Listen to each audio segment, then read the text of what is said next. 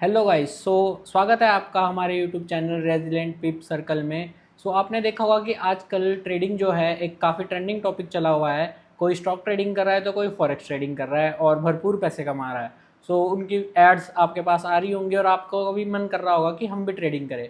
आपको पहले ये जानना है कि स्टॉक ट्रेडिंग और फॉरेक्स ट्रेडिंग में से आपको कौन सी करनी चाहिए, इन दोनों में से क्या एडवांटेज और डिसएडवांटेज है किसके, और कौन सी आपके लिए ज़्यादा सूटेबल रहेगी। स्टॉक ट्रेडिंग जो है हमारी स्टॉक मार्केट की ट्रेडिंग है, जिसमें हम स्टॉक्स खरीदते हैं और बेचते हैं और जो उससे प्रॉफिट बनता है वो हमारा प्रॉफिट होता है। और फॉरेक्स ट्रेडिंग में भी सिमिलर कॉन्सेप्ट होता है, लेकिन उसमें हम स्टॉक्स नहीं खरीदते, हम उसमें करेंसी पेयर को ट्रेड करते हैं, एक करेंसी से दूसरी करेंसी लेते हैं एंड देन उसमें जब प्राइस डिफरेंशियल होता है तो हमारा प्रॉफिट या लॉस होता है।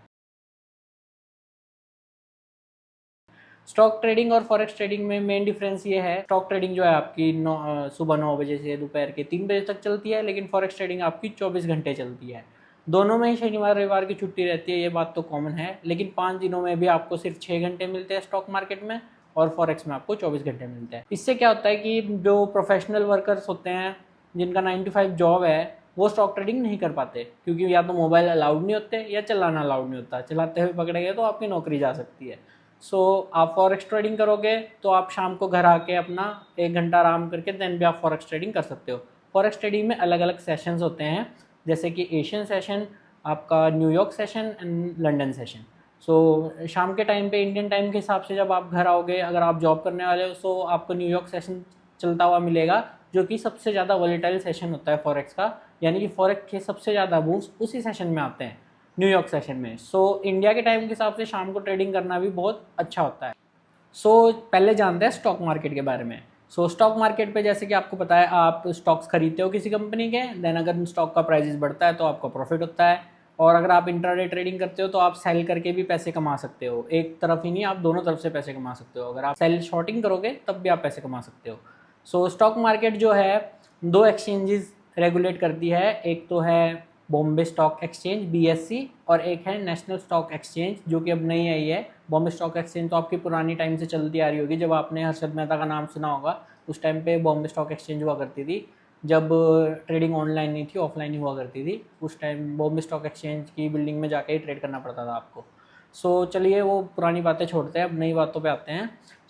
इन दोनों एक्सचेंजेस को जो रेगुलेट करता है वो हमारी इंडिया की सेबी है। सेबी जिसका आपने सुना ही होगा कि सेबी ने ये कर दिया, सेबी ने ये बढ़ा दिया, वो बढ़ा दिया। सेबी जो है इंडिया की security exchange board of India बोलते हैं उसको, वो हमारे रूल्स बनाती है जो इन एक्सचेंज को फॉलो करने पड़ते हैं ट्रेड एग्जीक्यूट करते के टाइम। इन एक्सचेंजेस को ब्रोकर्स हमारे ट्रेड भेजते हैं, हम अपने ट्रेड्स जो है ब्रोकर पे डालते हैं। जो आपने सुना होगा जीरोधा है, अपस्टॉक है, ग्रो एप्स है, ये जो एप्स है ना, इन एप्स को ब्रोकर बोला जाता है। इन ऐप्स पे आप ट्रेड प्लेस करते हो और ये ब्रोकर्स हमारे ट्रेड एक्सचेंज को भेजते हैं, देन जो एक्सचेंज आपके ट्रेड एग्जीक्यूट करती है, अगर वो सेबी गाइडलाइंस के हिसाब से सही हो। इन ब्रोकर्स के जो है फीस होती है, ब्रोकर की फीस अलग, एक्सचेंज की फीस अलग, और फिर बाद में जो सेबी पे GST लगता है, यानी कि जो गवर्नमेंट लेती है वो अलग। इनमें इतने सारे चार्जेस लगते हैं। फॉरेक्स में ऐसा नहीं होता है। फॉरेक्स जो है एक डिसेंट्रलाइज्ड मार्केट है, उसमें सिर्फ आपकी एक सिंगल कमीशन कटती है, ओनली सिंगल पर लॉट आपकी कमीशन कटती है। या फिर अगर आप दूसरे टाइप का अकाउंट लेते हो जो स्प्रेड टाइप होता है, वो मैं आपको फॉरेक्स के टाइम पे बताऊंगा, तो उसमें स्प्रेड कटता है। स्टॉक एक्सचेंज के बारे में और थोड़ी बात करते हैं। स्टॉक एक्सचेंज में अगर आप इंट्राडे ट्रेडिंग करोगे तो आप उसको सेम डे पे क्लोज करना पड़ता है आपको, ये एक सेबी का एक रूल है। इंट्राडे ट्रेडिंग यानी कि अगर आप इक्विटी ट्रेडिंग करते हो, जिसको आप इन्वेस्टिंग भी कह सकते हो, उसका मतलब ये है कि आप एक स्टॉक अगर 100 रुपीज़ का है, SBI का स्टॉक मान लो, चलो 100 रुपीज़ का है, वैसे 100 का नहीं है वो, लेकिन अगर मान लो आप 100 रुपीज़ का है, आप वो 100 में ही खरीद दोगे अगर आप इक्विटी ट्रेडिंग कर रहे हो। मतलब एक स्टॉक खरीदने के लिए आपको 100 रुपीज़ ही देने पड़ेंगे। लेकिन इंट्राडे ट्रेडिंग में आप लेवरेज ले सकते हो, मार्जिनिंग ट्रेडिंग बोलते हैं इसको। इससे आप जो है 10 गुना चीज़ ले सकते हो कि एक ही दाम में, जैसे 100 रुपीज़ में आप 1000 रुपीज़ के स्टॉक्स ले सकते हो, मतलब 100 रुपीज़ में आप 10 स्टॉक ले पाओगे। लेकिन इस ट्रेडिंग का, इंट्राडे ट्रेडिंग का एक रूल होता है जो कि आपको सेम डे पे ट्रेड क्लोज करने का रूल होता है। जैसे आज आपने ट्रेड कोई लगाया तो आपको सेम डे क्लोज करना पड़ेगा, नेक्स्ट डे पर आप नहीं जा सकते, वरना उसके बहुत चार्जेस लगते हैं, ओवरनाइट चार्जेस बोलते हैं जिसे कि। लेकिन फॉरेक्स में ऐसा नहीं होता। फॉरेक्स में आप अपना ट्रेड लगा के जितने मर्जी दिन होल्ड कर सकते हो, बल्कि आप मंथ तक होल्ड कर सकते हो और कोई चार्जेस नहीं होते इसके, ओवरनाइट चार्जेस भी नहीं होते ज़्यादातर ब्रोकर्स में। कुछ ब्रोकर्स में होते हैं लेकिन ज़्यादातर बढ़िया ब्रोकर्स में ओवरनाइट चार्जेस भी नहीं होते हैं। और बात करते हैं आप स्टॉक एक्सचेंज की, तो स्टॉक एक्सचेंज का एक और फंडा है कि इसमें जो है मैनिपुलेशन होती रहती है। अब स्टॉक एक्सचेंज जो है शेयर्स में ट्रेडिंग कर रहे हो आप, कंपनी के शेयर लिमिटेड होते हैं। सो कोई अगर बहुत बड़ा वेल है, जैसे आपको पता है हर्षद मेहता था हमारा पुराने टाइम में, अभी झुनझुनवाला पहले भी थे और अभी भी है, तो वो लोग जो वेल है जो बहुत अमीर है वो लोग स्टॉक मार्केट को अपने हिसाब से हिला सकते हैं। मतलब निफ्टी वगैरह को तो नहीं हिला सकते, इंडिसेस है जो 50 कंपनीज का एक वो ग्रुप होता है उसको बोलते हैं निफ्टी 50, निफ्टी 100 वगैरह, इनको तो वो लोग नहीं हिला सकते। लेकिन किसी सिंगल कंपनी को, या फिर हम जिसे कहते हैं लो कैप शेयर होता है जो, उनको वो आराम से हिला सकते हैं अकेले ही, क्योंकि उनके पास इतना पैसा है। लेकिन फॉरेक्स में जो है, फॉरेक्स की डेली कैप ही इतनी ज़्यादा है, 7.5 ट्रिलियन की हो चुकी है 2022 के डाटा के हिसाब से। सो उसको कोई सिंगल रिटेलर हिला नहीं सकता, चाहे वो बहुत अमीर ही क्यों ना हो, चाहे वो झुनझुन वाला ही क्यों ना हो, वो भी अपने सारे पैसे भी लगा देना अगर एक ही ट्रेड में, तब भी वो फॉरेक्स को एक पिप भी नहीं हिला सकता। फॉरेक्स जो है उसमें ट्रेडिंग होती है बड़े बड़े हेज फंड्स की, इंस्टीट्यूशंस की और बड़े बड़े बैंक्स की, जेपी मॉर्गन जैसे बैंक्स, सिटी बैंक्स और डच बैंक्स, इन सब की ट्रेडिंग होती है। ये जब लेन देन करते हैं ना तो वो ट्रांजैक्शन काफ़ी ज़्यादा बिलियंस में होती है वो ट्रांजैक्शन, तभी तो मार्केट कैप दिल्ली का ट्रिलियन का है, 7.5 ट्रिलियन का, क्योंकि इनकी ट्रांजैक्शन बिलियंस में होती है। अब इतना अमीर तो है ही नहीं कोई जो बिलियंस की ट्रांजैक्शन कर सके। सो फॉरेक्स में जो है कोई बंदा रिटेलर ट्रेडर नहीं हिला सकता फॉरेक्स को, उसमें मैनिपुलेशन कम होती है। सो अब बात करते हैं फॉरेक्स मार्केट की। तो फॉरेक्स की फुल फॉर्म जो है वो है फॉरेन एक्सचेंज। जैसे कि नाम से ही पता लग रहा है, इसमें फॉरेन करेंसी एक्सचेंज होती है। इसमें एक करेंसी आप दूसरे करेंसी के अगेंस्ट ट्रेड करते हो, मतलब एक करेंसी से दूसरी करेंसी लेते हो। इसमें जब आप ट्रेडिंग करते हो तो आपको पेयर्स देखने को मिलते हैं करेंसी के, जैसे कि यूरो यूएसडी, जिसमें कि आप यूरो खरीद रहे हो यूएस डॉलर से, या फिर न्यूजीलैंड यूएसडी वर्सेस यूएसडी, मतलब न्यूजीलैंड का डॉलर आप खरीद रहे हो यूएस के डॉलर से, या फिर AUD USD, GBP JPY, ऐसे कई कई पेयर्स होते हैं जिनको आप ट्रेड करते हो फॉरेक्स में। और फॉरेक्स का जो डेली का कैप है वो 7.5 ट्रिलियन का है। सो वो बहुत बड़ा मार्केट है। इसको आपने इंडिया में सुना होगा कि मनी मार्केट, पैसा बाजार बोला जाता है फॉरेन एक्सचेंज को, फॉरेक्स को पैसा बाजार या मनी मार्केट भी बोलते हैं। फॉरेक्स जो है 24 घंटे चलता है, पाँचों दिन, शनिवार रविवार को इसकी भी छुट्टी होती है। और 24 घंटों में इसमें अलग अलग सेशंस होते हैं, जैसे कि लंदन सेशन, न्यूयॉर्क सेशन और एशियन सेशन। एशियन सेशन जो है फर्दरली 2 डिवाइडेड सेशंस में होता है, जिसको सिडनी सेशन और टोक्यो सेशन कहते हैं। लेकिन ये दोनों जो है सबसे कम लिक्विडेटेड सेशंस होते हैं, इसलिए इन दोनों को मिला के एशियन सेशन बोलते हैं। सो इन दोनों सेशन में सबसे कम ट्रेडिंग होती है और लंदन सेशन और न्यूयॉर्क सेशन में सबसे ज़्यादा ट्रेडिंग होती है। और इंडियन टाइम के हिसाब से न्यूयॉर्क सेशन जो है आपका शाम के टाइम पे पड़ता है। सो प्रोफेशनल ट्रेडर्स, जो जॉब वर्किंग ट्रेडर्स हैं, उनके लिए ये टाइम सबसे बेस्ट होता है। और सबसे ज़्यादा मूव्स भी इसी टाइम आते हैं, शाम को 6 बजे से रात के 10 बजे के बीच। अब जानते हैं फॉरेक्स के एडवांटेजेस क्या है स्टॉक मार्केट के कंपैरिजन में। सो फॉरेक्स के मेन एडवांटेजेस तो आपको, जैसे कि एक तो पता ही लग गया कि ये 24 घंटे चलता है। सो मेन एडवांटेज तो यही है इसका।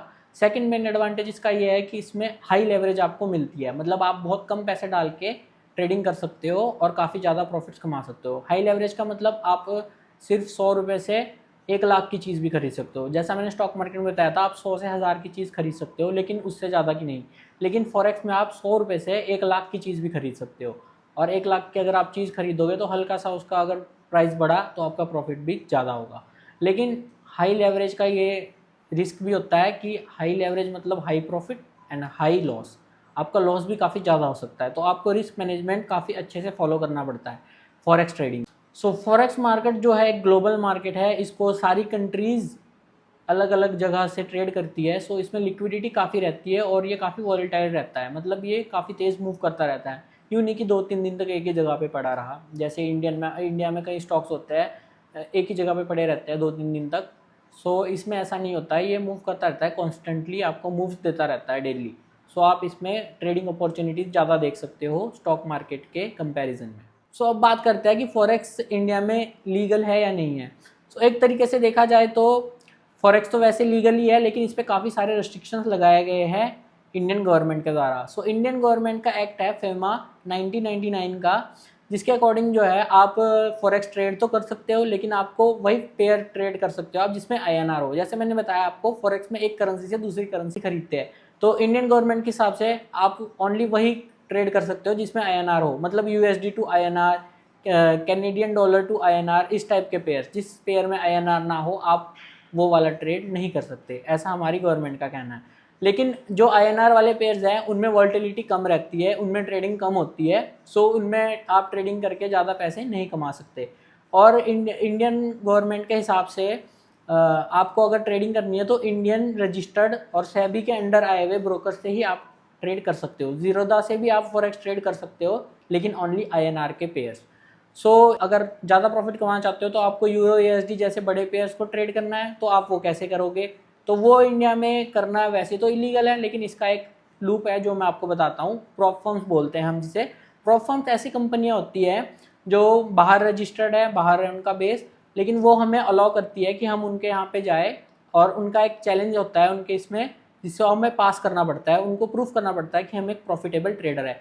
अगर हमने उनको प्रूफ कर दिया कि हम एक प्रॉफिटेबल ट्रेडर है, देन वो हमें रियल अकाउंट में ट्रेड करने देती है। सो वो अकाउंट्स उनके हैं और ट्रेडिंग भी उनके यहाँ पे हो रही है। हम एज एन एम्प्लॉय काम कर रहे हैं उनकी कंपनी में, बस जो उनको ऐसे समझ लो आप कि आप उनकी कंपनी में एक एनालिस्ट का काम कर रहे हो, आप उनको एनालिसिस दे रहे हो आपकी कि हाँ यहाँ से यहाँ मार्केट जा सकता है, और आप ट्रेड लगा रहे हो। लेकिन ट्रेड तो वो लगा रहे हैं, आप बस एक डेमो में ट्रेड लगा रहे हो, एक तरीके से ट्रेड आपका प्लेस वो कर रहे हैं। सो इंडियन गवर्नमेंट के हिसाब से बाहर की कंपनी में काम करना, वर्क फ्रॉम होम करना तो कोई लीगल बात नहीं है। सो आप प्रॉप फर्म के द्वारा फॉरेक्स ट्रेड कर सकते हो लीगली, बस आपको उनका चैलेंज पास करना होता है, उनको प्रूफ करना पड़ता है आप एक प्रॉफिटेबल ट्रेडर हो, और काफ़ी कम कैपिटल में आप काफ़ी ज़्यादा कैपिटल ले सकते हो उनसे। मतलब आप ओनली उनका चैलेंज, अगर 5-6 हज़ार का चैलेंज भी आप खरीदते हो तो आपको 5-10 लाख रुपए तक का कैपिटल मिल जाता है ट्रेड करने के लिए। सो आप काफ़ी कम पैसों से काफ़ी ज़्यादा पैसे भी कमा सकते हो प्रॉप फर्म के द्वारा। प्रॉप फर्म को कैसे यूज़ करना है, कौन सी प्रॉप फर्म बढ़िया है, उन सब के लिए एक मैं अलग डेडिकेटेड वीडियो बनाऊंगा जो आपको देखनी चाहिए। तो चैनल को सब्सक्राइब जरूर कर लीजिएगा ताकि आप उस वीडियो को मिस ना करें। बाकी बेस्ट प्रॉप फर्म मैं आपको इसी वीडियो में बता देता हूँ। फंडिंग टिप्स जो काफ़ी टाइम से मैं यूज़ कर रहा हूँ और जो टाइमली पे आउट्स देती है, सो वो बेस्ट प्रॉप फर्म है। उसका लिंक मैंने डिस्क्रिप्शन में भी दिया है, आप क्लिक कर सकते हो उस पर और उसके बारे में और जानकारी देख सकते हो। बाकी आपको प्रॉप फर्म्स में भी रजिस्टर करते टाइम क्रिप्टो से पेमेंट करना चाहिए और पे आउट भी क्रिप्टो से ही लेना चाहिए, ताकि आपका ट्रांजेक्शन जो है स्मूथ बना रहे और कोई प्रॉब्लम्स ना आए। क्योंकि बाहर से कंपनी बाहर रजिस्टर्ड है तो उनको ट्रांजेक्शन, हमारे UPI द्वारा ट्रांजेक्शन में अगर कोई प्रॉब्लम आ गई, फंस गया, तो वो रिजॉल्व करने में इतना ध्यान नहीं दे पाते, और हमारी जो UPI सर्विसेज है वो भी उनका ज़्यादा मतलब कॉम्प्रोमाइज़ नहीं करती उनके साथ। सो आप ध्यान रखना कि आप क्रिप्टो से ही पेमेंट करो और क्रिप्टो से ही पे आउट लो प्रॉप फर्म से। तो इस वीडियो में इतना ही। अगली वीडियो में मैं आपको प्रॉप फर्म्स के बारे में बताऊंगा, कौन सी अच्छी है, इनके क्या रूल्स होते हैं, ये सब बताऊंगा। सो चैनल को सब्सक्राइब करें, लाइक करें वीडियो को, कमेंट करें अगर आपका कोई सवाल है, मैं उस पर भी आपको रिवर्ट करूँगा। धन्यवाद।